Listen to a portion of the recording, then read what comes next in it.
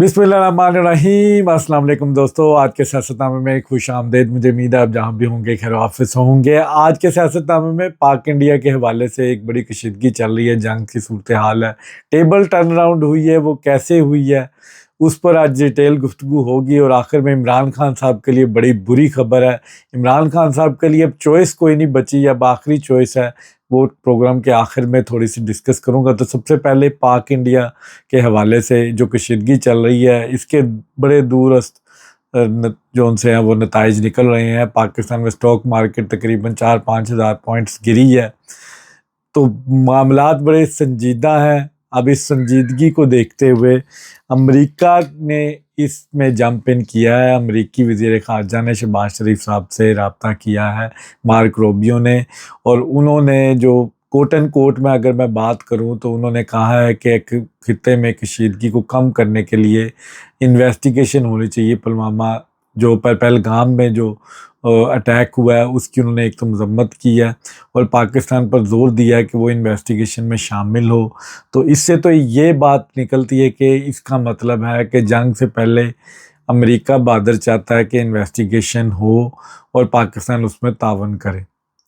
अब यही जो मार्क रोबियो, इन्होंने जयशंकर साहब को भी फ़ोन किया इंडिया में और उनसे भी तकरीबन इसी किस्म की गुफ्तगू की गई है। अब 2-3 डेवलपमेंट्स हुई हैं बड़ी इंपॉर्टेंट। उसके बाद पाकिस्तान ने DGSPR डिप्टी वज़ीर-ए-आज़म इसहाक डार साहब और दफ्तर खारजा के जो नुमाइंदे हैं उनके साथ मिलकर एक प्रेस कॉन्फ्रेंस की है। उस प्रेस कॉन्फ्रेंस में बड़ी सख्त टून यूज़ की DGSPR की तरफ से।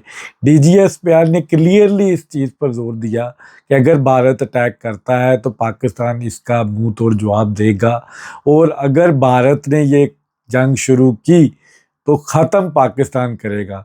ये जंग वर्ड बड़ा छोटा लगता है बोलते हुए, लेकिन इसके बड़े संगीन नताइज होते हैं। आप देख लें कि इराक़ की क्या सूरत हाल है, सीरिया की क्या सूरत हाल है, फ़लस्तीन की क्या सूरत हाल है।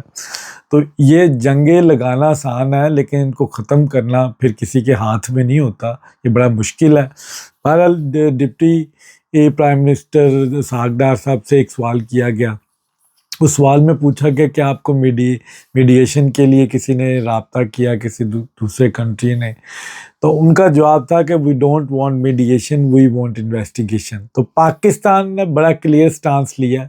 पाकिस्तान चाहता है कि पहलगाम वाक़े का पूरी इंक्वायरी हो, क्योंकि ये एक फॉल्स फ्लैग ऑपरेशन है।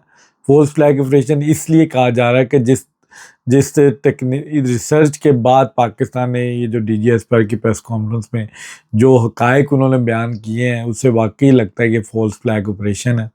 और इसमें बड़ी तेज़ी से चीज़ें डेवलप की भारत की तरफ से। एक जैसे कि प्री प्लान्ड एक केस पहले से ही लॉन्च किया गया था और उसके बाद उसको रजिस्टर करवा दिया गया कि जी ये इस तरह हुआ। फिर FIR उसकी जितनी तेज़ी से हुई, तकरीबन आधे घंटे की मुसाफत से वहाँ पर पुलिस स्टेशन मौजूद है और वो बड़ी जल्दी से वहाँ पे जो उनसे वो FIR लॉन्च हो जाती है। फिर दहशतगर्दों के खाके बड़ी जल्दी निकल आते हैं, वो भी लगता है AI टूल्स की मदद से निकले हैं।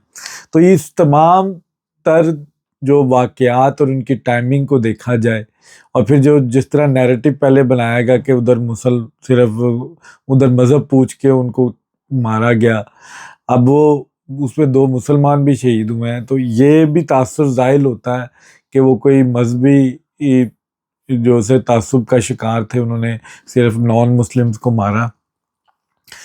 अब जो मेरी जो एक पर्सनल एक इन्वेस्टिगेशन है उसमें बिहार का इलेक्शन आ रहा है और मोदी सरकार और मोदी का जो माइंडसेट है RSS प्रो माइंडसेट, वो हमेशा इस तरह के स्टंट्स खेलता है जो मुस्लिम हिंदू फसाद की तरफ जाता है, या वो पाकिस्तान की तरफ जाते हैं या वो मुसलमानों को टारगेट करते हैं। तो अब इलेक्शंस के नज़दीक इस तरह की डेवलपमेंट करना ये मोदी सरकार को बड़ा अच्छा तरीके से आता है खेलना। वो चाहते हैं कि वो इलेक्शन जीतें। अब उनकी पिछले दिनों एक हाईली मीटिंग भी हुई जिसमें उनके तीनों फ़ौज के सरबराह मौजूद थे और उसमें फिर स्टेट सेक्रेटरी भी थे और जनाब मोदी साहब थे। उसमें उन्होंने उसके बाद जो ब्रीफिंग उनकी मीडिया ने दिया कि जी फुल फ्लैज इख्तियारात दे दिए उन्होंने। अभी कल की डेवलपमेंट है कि कल उन्होंने एक बदनाम ज़माना पाकिस्तान के लिए जोशी जो आरएसएस के बकायदा चीफ रहे हैं, रॉ के सॉरी वो चीफ रहे हैं जोशी साहब, उनको उन्होंने एडवाइजरी को ये जो कोई होती है मिलिट्री एडवाइजरी के मनसब पे उनको दोबारा लिया है। तो पाकिस्तान ने भी इसका जवाब दिया है। पाकिस्तान ने भी जो military advisory to prime minister है वो जनाब आसिम मलिक साहब को दी है, जो DGISI के सदर है, वो DGISI के जो लीड कर रहे हैं DGISI, ये जनाब आसिम मलिक साहब को दी है। तो ये इस तरह की डेवलपमेंट चल रही है पाकिस्तान इंडिया के हवाले से। इंडिया की तरफ से जो LOC के करीब काफ़ी देहात है उनको खाली करवा लिया गया। पाकिस्तान कुछ मकामात पे फायरिंग की इतलात मिलती हैं, पाकिस्तान उसका भरपूर जवाब देता है। अगर एक गोला फेंका जाता है पाकिस्तान की तरफ से 2 फेंके जा रहे हैं। जनाब आसिम मनीर साहब भी अपने टीम के साथ फ्रंट लाइन पे जो जवान थे उनके साथ उन्होंने LOC पे बाकायदा विज़िट किया, उनके हौसले को बढ़ाया, वहाँ पे नारे तकबीर के नारे बुलंद किए। तो इस तरह की एक्टिविटीज़ पाकिस्तान की तरफ से भी इस वक्त फुली हाई अलर्ट है। नेवल जो समुद्री है वो भी एक्टिव है, वहाँ पे भी मशकें जारी हैं। बाकायदा पाकिस्तान फुल तैयारी में है कि अगर इंडिया की तरफ से किसी भी किस्म का अटैक किया जाता है तो पाकिस्तान उसका जवाब देने की पोजीशन में है। अब बहुत से यूट्यूबर्स हैं वो जो डेली जंग लगा के बैठे हैं, उनकी कोशिश की जंग लग जाए। इंडिया की तरफ से पाकिस्तान के तमाम मीडिया हाउसेस को ब्लॉक कर दिया गया। पाकिस्तान का कंटेंट वहाँ पे नहीं देखा जा सकता। हाँ, VPN के ज़रिए आप देख सकते हैं, लेकिन वैसे नहीं देखा जा सकता। अब इतना इस तरह की हरकतें करना, इससे यही लगता है कि काउंटर नैरेटिव मोदी साहब नहीं चाहते कि सच जो सा है वो इंडिया की अवाम को मिले, लेकिन इंडिया की अवाम बाशऊर है, वो इन चीज़ों को बड़े अच्छे तरीके से देखते हैं, उनको वो रिसर्च करते हैं और उसके बाद ये जो मोदी सरकार का झूठ है वो इंशाल्लाह पूरी दुनिया के सामने आएगा। इसकी इन्वेस्टिगेशन होनी चाहिए। पाकिस्तान पूरी तैयारी से। फिर जो पिछले दिनों एक जासूस पकड़ा है अब्दुल मजीद, और वो बाकायदा पेड इंडियंस एजेंट्स का वो एक नुमाइंदा था और उन्होंने बाकायदा उसको पे किया। पाकिस्तान ने उसकी पूरा केस मीडिया के सामने रख दिया। DGSPR ने बताया कि किस तरह वो IEDs के ज़रिए पाकिस्तान में बम धमाके करना चाहता था, उसको जेलम के मुकाम पर पकड़ा गया। तो इस तरह के हज़ारों लोग हैं। कुलभूषण यादव जो इनका एक बाकायदा एक ऑफिसर था जो बलूचिस्तान में दहशतगर्दी की कार्रवाइयों में मुलव्वस था। इस तरह का एक पूरा नेटवर्क है पाकिस्तान में मौजूद है जिनको पे किया जाता है और वो पाकिस्तान में इस तरह की कार्रवाइयाँ करती हैं प्रॉक्सी। तो इंडिया की जो टेररिज्म एक्टिविटीज़ हैं वो इस वक्त बाकायदा डॉक्यूमेंटेड हैं, वो ब्लैक एंड वाइट में मौजूद हैं। अगर पाकिस्तान ने इस तरह की कोई एक्टिविटी की है तो इंडिया को चाहिए कि वो सबूत दुनिया के सामने रखे। इस तरह इल्ज़ामात ना लगाएं। अगर आपके पास सबूत हैं तो आप रखें और बड़े शौक़ से आप जंग लड़ें। आपको जंग लड़ने का अगर ज़्यादा शौक़ है तो फिर मुकाबला कर लें, लेकिन मुझे लगता है ये गीदड़ बख्तियाँ हैं। इंडिया इस पोजीशन में नहीं है। इंडिया के जवान इतना उनके अंदर इतना मोराल नहीं है कि वो अपनी जानों की कुर्बानियाँ दें। उनके आगे बुरे हालात हैं, उनको अपने बच्चों की फ़िक्रें हैं, उनको इंडिया की तरफ से उस तरह की सपोर्ट नहीं मिलती अवाम की तरफ से जिस तरह पाकिस्तान की अवाम पाकिस्तान के फ़ौज के साथ खड़ी होती है। तो ये बड़ा मुश्किल टाइम है उनके लिए। बहरहाल मेरे ख्याल से, मेरी ज़ाती राय है कि ये जंग अभी फ़िलहाल ये सिर्फ बातों की हद तक है। फ़िलहाल ये एक दूसरे को प्रेशराइज़ करने की हद तक है।